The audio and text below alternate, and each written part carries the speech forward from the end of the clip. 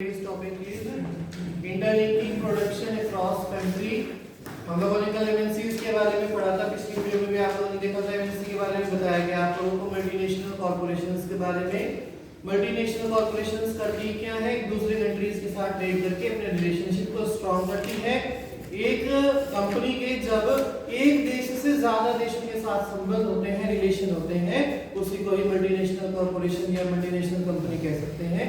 Company को तभी multinational हुई जब उसके कई सारे देशों के साथ संबंध हुए ट्रेड से रिलेटेड। तो आज का नया टॉपिक है इंटरलिंकिंग प्रोडक्शन अक्रॉस कंट्री। अब इंटरलिंकिंग पढ़ेंगे, मतलब जब दूसरी देशों के अंदर ये कंपनियां जाती हैं, मल्टीनेशनल जो कॉर्पोरेशंस हैं, जब दूसरे देशों के अंदर जाती हैं और अपना प्रोडक्शन एस्टेब्लिश करती हैं या वहां पर जाकर के किसी प्रोडक्ट को बनाना शुरू करती हैं, तो वो किस हिसाब से करती हैं। तीन तरीके हम इसके अंदर पढ़ेंगे, 3 स्टाइल्स हैं कि किस किस तरीके से वो जाकर के अपनी कंपनीज को वहां पर एस्टेब्लिश करती हैं। पहला तरीका है, इसके अंदर हम पढ़ेंगे partnership.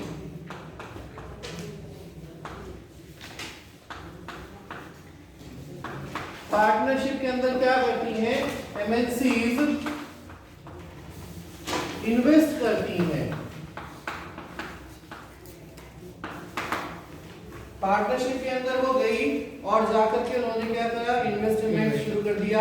Depending on various condition, अलग अलग कंडीशंस के हिसाब से वहां की जरूरतों को देख करके वो वहां पर जाकर के इन्वेस्टमेंट करती हैं। Foreign investment to make profit. और आपको पता ही, कल हमने बताया था, हम एमएनसीज को क्यों अपने यहाँ पर इन्वेस्ट करने देते हैं, क्योंकि हमारे पास फॉरेन रिजर्व बढ़ता है, हमारे देश का उसके अंदर प्रॉफिट जो है लेवल बढ़ जाता है। तो इसमें कहा गया है setting up production jointly with local companies. इसके अंदर लिख सकते हैं हम लोग, एमएनसी पार्टनरशिप में क्या होता है, setting up of business,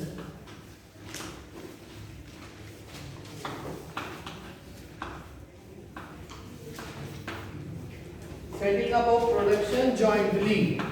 partnership का मतलब यही होता है कि वो जाकर के किसी बिजनेस को दूसरे आदमी की हेल्प से जो है वहां पर जाकर के ऑर्गेनाइज करे।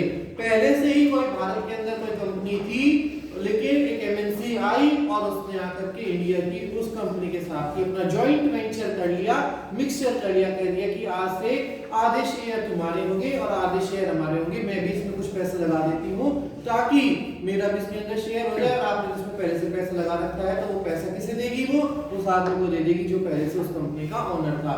इस तरीके से क्या करती हैं एमएनसीज, पार्टनरशिप के अंदर जाकर के दूसरे देशों के अंदर सबसे पहले प्रोसेस के अंदर अपने बिजनेस को स्टार्ट करती हैं। ऐसा किया जब आप देखो एक एमएनसी कॉर्पोरेशन है, मल्टीनेशनल कंपनी है, वो दूसरे देश के अंदर इसलिए जाकर के पार्टनरशिप के अंदर बिजनेस को कंटिन्यू करती है क्योंकि उसे लगता है कि कहीं अगर मैं अकेला एकदम से जाकर के किसी बिजनेस को एस्टेब्लिश करूंगा, वो चले या ना चले, तो वो ऐसा रिसोर्सेज को ढूंढ लेती है पहले से ही, ऐसे कुछ कंपनियों को ढूंढती है जो अच्छी तरीके से रन कर रही हो और रन कर रही होंगी उनका प्रॉफिट जो है वो शेयर करने के लिए या फिर उसको और भी ऊंचाइयों तक पहुंचाने के लिए पार्टनरशिप के अंदर वो बिजनेस को कंटिन्यू करना शुरू कर देती हैं। तो दूसरा तरीका है, वो करती है लोकल कंपनी बाय।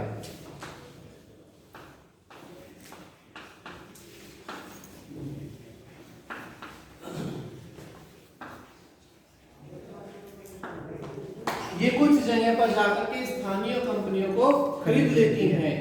क्यों खरीदेगी कंपनियों को, क्योंकि जो कंपनी या तो डेफिशिएंसी के अंदर चल रही होंगी, जैसे पुरानी वो कंपनी है और बहुत अच्छे तरीके से ब्लूम कर रही थी, बहुत बढ़िया तरीके से चल रही थी, लेकिन अचानक उसका जो है मालिक मर गया और मरने से क्या हुआ, उस कंपनी के अंदर डामाडोल जैसी स्थिति हो गई, कोई भी सिचुएशन जो है स्टेबल नहीं है उसके अंदर।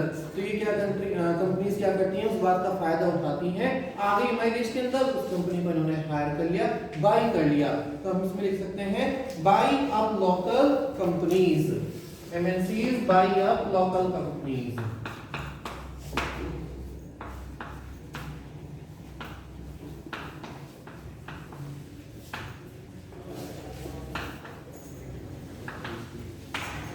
बाई करने के पीछे इनका क्या मेन मोटिव है, ताकि ये ह्यूज वेल्थ को जो है जनरेट कर सके, अच्छा पैसा जो है इन कंपनियों से कमा सके। दूसरा, easily by up local company, मतलब ये जो है आसानी से जाकर के लोकल कंपनीज को खरीद देती है। इसका बहुत अच्छा सा एग्जांपल आपकी बुक के अंदर दिया हुआ है। एक कारगिल फूड कंपनी है, कारगिल फूड नाम से कंपनी रजिस्टर्ड है, अमेरिकन एमएनसी है ये। और उस अमेरिकन एमएनसी ने आकर के क्या किया, इंडिया के अंदर एक प्रकाश फूड नाम की कंपनी को खरीद लिया, बाय अप कर लिया।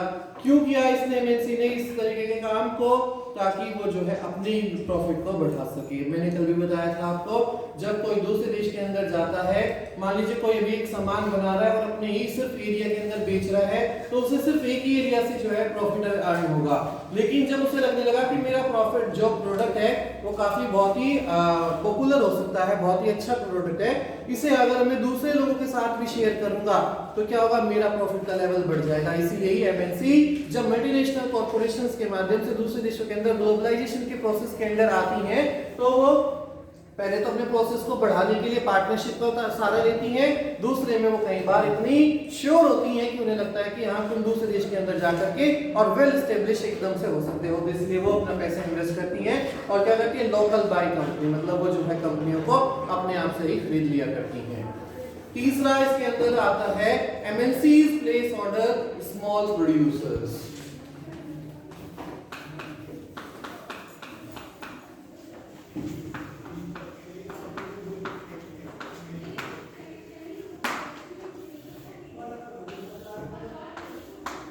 MNCs place order, MNC place order से क्या मतलब हुआ, कई बार कंपनियां ऐसा भी करती है कि वो ना किसी के साथ वेंचर करती है, जॉइंट वेंचर पार्टनरशिप में आती, और ना ही किसी कंट्री के अंदर जाकर के किसी कंपनी को परचेज करती हैं, बल्कि करती क्या है, कुछ लोग कुछ जगह पर ये देखती हैं कि मान लीजिए इंडिया है, चाइना है, यहाँ पर पॉपुलेशन ज्यादा है, तो पॉपुलेशन ज्यादा होने के कारण यहाँ पर शायद सस्ती लेबर भी होगी, क्योंकि अनएम्प्लॉयमेंट की कंडीशन जरूर होगी जहाँ पर ज्यादा लेबर होगी।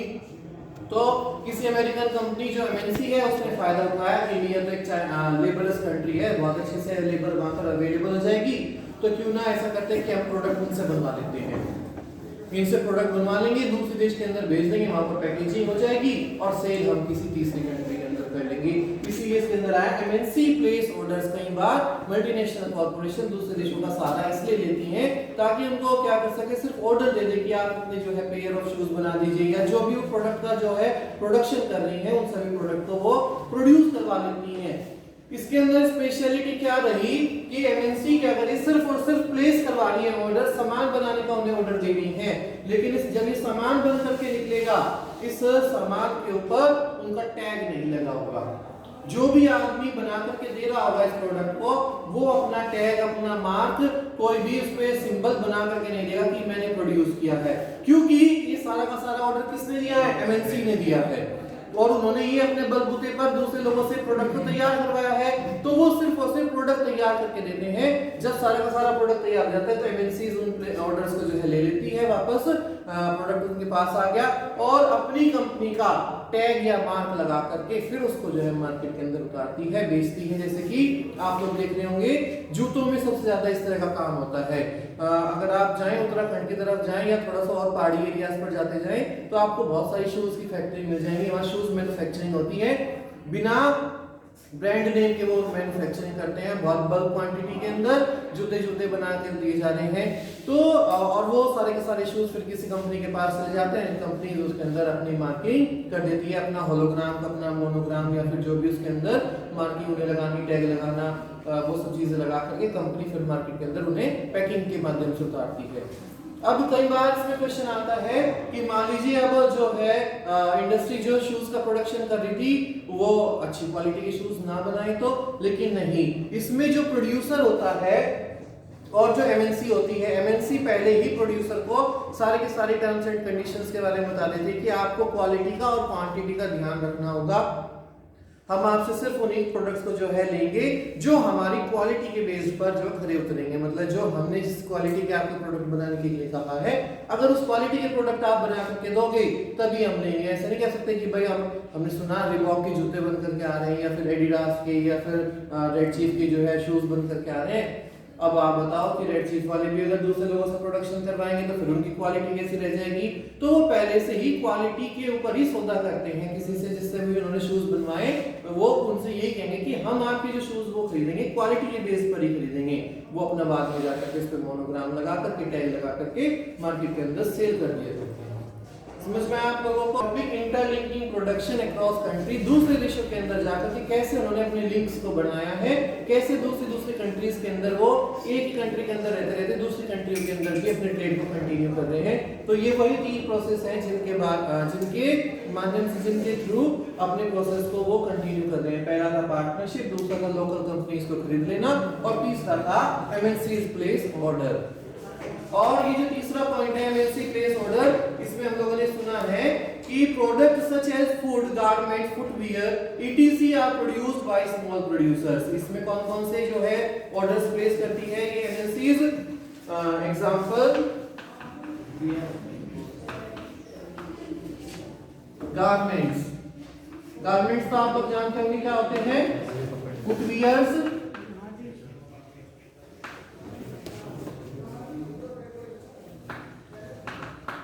ठीक है। इसके अंदर अधिकतर जो है एमएनसीज इस तरह की चीजों के लिए ही ऑर्डर प्लेस करती है। इसमें क्या हुआ कि अब आपको मैंने बता दिया, इन्होंने प्लेस किया ऑर्डर, इंडिया के आदमी ने प्रोड्यूस करके दे दिया बिना ब्रांड नेम के, बिना टैग लगाए। ऐसा क्यों हुआ? क्योंकि कंपनी अपना प्रचार चाहती है, अपना टैग लगा करके वो मार्केट के अंदर उतारेगी। उससे क्या होगा? MNC have power to determine price. अब उसने प्राइस लगा करके इसमें भेजा नहीं, एमएनसी जो है उसी के पास पावर है कि वो अपना जितना भी उसमें चाहे प्राइस टैग लगा सकती है। Power to put price tag, इसमें भी सारी की सारी पावर एमएनसी के ही हाथों में है। वो कितनी रकम में, कितनी कॉस्ट में जो है उससे प्रोडक्ट को बेचना चाहती है, उससे कोई मतलब नहीं कि प्रोड्यूसर ने उसे कितने पैसे में बना करके दिया। अब वो मेन मोटिव एमएनसी का है कि वो कितने दाम में उस प्रोडक्ट को जो है इंडिया की मार्केट में या किसी और कंट्री की मार्केट के अंदर उतारना चाहती है। तो ओवरऑल हम क्या देख रहे हैं कि जब मल्टीनेशनल कॉर्पोरेशंस ग्लोबलाइजेशन करती हैं तो एक उन्हें फायदा होता है। क्या? MNCs control all these activities, जितनी भी ट्रेडिंग की एक्टिविटीज होंगी उस दूसरे देश के अंदर जाकर के वो सारी की सारी एमएनसीज ही कंट्रोल करेंगी। उस देश की गवर्नमेंट का उसके अंदर कोई रोल ज्यादा नहीं होता है, because they have immense wealth, क्योंकि उनके पास पैसा भरपूर मात्रा में होता है। तभी जो है दूसरे देश के अंदर जाकर के वो प्लांट लगाती है जब उनके पास पैसा है। क्लियर हो गया आप लोगों को? तो ये टॉपिक यही था, इंटरलिंकिंग प्रोडक्शन अक्रॉस कंट्री।